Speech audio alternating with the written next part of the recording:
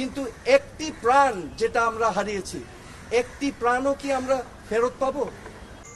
বাংলাদেশের মুক্তিযুদ্ধ নেতৃত্ব দানকারী বাংলাদেশের প্রথম প্রধানমন্ত্রী তাজউদ্দিন আহমেদ এবং সৈয়দ জোহরা তাজউদ্দিনের সন্তান, এবং আমি নিজেই একজন রাজনীতিবিদ হিসেবে আমি 2 টার্ম বাংলাদেশ সংসদের সদস্য ছিলাম, স্বরাষ্ট্র প্রতিমন্ত্রীর দায়িত্ব পালন করেছি এবং এখন আমি একজন সাধারণ নাগরিক। আমি আপনাদের সম্মুখে স্পষ্টভাবে বলতে চাই, এই ছাত্র আন্দোলন, কোটা সংস্কার আন্দোলন নিয়ে যে সকল ক্ষয়ক্ষতি হয়েছে, ক্ষয়ক্ষতি কিছুই না। ক্ষয়ক্ষতি কেন কিছু না? এই ক্ষয়ক্ষতি যেই সম্পদের ধ্বংস হয়েছে সেগুলো তো জনগণের ট্যাক্স দিয়েই করা হয়েছে। এগুলো জনগণের সম্পদ, এগুলো হয়তো ভবিষ্যতে আমরাই আবার গড়ে নিব। কিন্তু একটি প্রাণ যেটা আমরা হারিয়েছি, একটি প্রাণও কি আমরা ফেরত পাবো? এই প্রাণ কি ফিরে আসবে? আমাদের মনে রাখতে হবে মুখ্য জিনিসটা কি। প্রাণের মূল্য কিন্তু কোটি কোটি কোটি কোটি কোটি টাকার থেকেও অনেক বেশি, তা অমূল্য।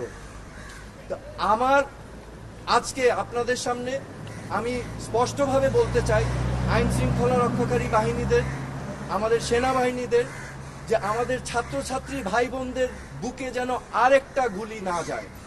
আপনারা বিরত থাকুন, এটা ঠিক না। This is not right. আমার মনে হয় যে এখানে একটা সমূহ সমাধান প্রয়োজন, এবং সমাধানের প্রথম কাজ যেটা করতে হবে, প্রতিটি হত্যাকাণ্ড সুনির্দিষ্টভাবে ইন্ডিপেন্ডেন্ট এনকোয়ারি করে বিচার করতে হবে, এবং এগুলোর জন্য যারা যারা দায়ী তাদেরকে আইনের আওতায় আনতে হবে। বিচার বহির্ভূত কোনো হত্যাকাণ্ড করা যাবে না, এবং আমাদের এই সমাধান রাজনৈতিকভাবে করতে হবে। এই সমাধান সবাইকে নিয়ে আলোচনার মাধ্যমে করতে হবে। এই সমাধান করার জন্য প্রথম শর্ত আমি যেটা বললাম, যে বিচার করতে হবে। এই প্রাণহানির, প্রত্যেকটা প্রাণহানির বিচার করতে হবে, এবং যারা এটার জন্য দায়ী তাদেরকে আইনের আওতায় আনতে হবে। তারপরে আলোচনার মাধ্যমে সমাধান করতে হবে।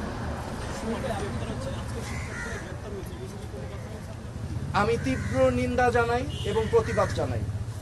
শিক্ষার্থী ভাই বোনদেরকে গ্রেফতার করা থেকে বিরত থাকার জন্য আমি আহ্বান করছি।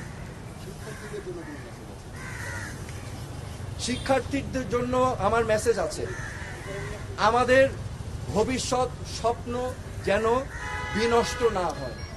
আমাদের বাংলাদেশ আমরা লক্ষ লক্ষ শহীদের রক্তের বিনিময়ে আমরা অর্জন করেছি। এই দেশটা তোমাদের, এই দেশটাকে তোমাদেরই করতে হবে। It is your responsibility. Do not lose hope. Okay? এবং সামনের দিক ভালো দিন আসবে, কিন্তু এখন কষ্ট করতে হবে। হোপ, আশা ছাড়া যাবে না। এই দেশটা তোমাদের সম্পদ, তোমাদেরই করতে হবে। তোমরা ন্যায় পথে থাকবে, সত্যর পথে থাকবে, অন্যায়ের বিরুদ্ধে প্রতিবাদ করবে। That is my message. আমার কোনো পদক্ষেপ কর্মসূচি নাই। আমি আমার বিবেকের তাড়নায় এসেছি। যেটা আমি দেখছি চারিপাশে মানুষ যে প্রশ্নগুলো করছে, যেই জবাবগুলো চাচ্ছে, আমি সেটাই জানতে এসেছি একজন নাগরিক হিসাবে। কিন্তু আমি বলেছি আমার একটা পরিচয় আছে, এই দেশের উপর আমারও হক আছে এবং সবার হক আছে। সো আমি সেই জন্যই এসেছি।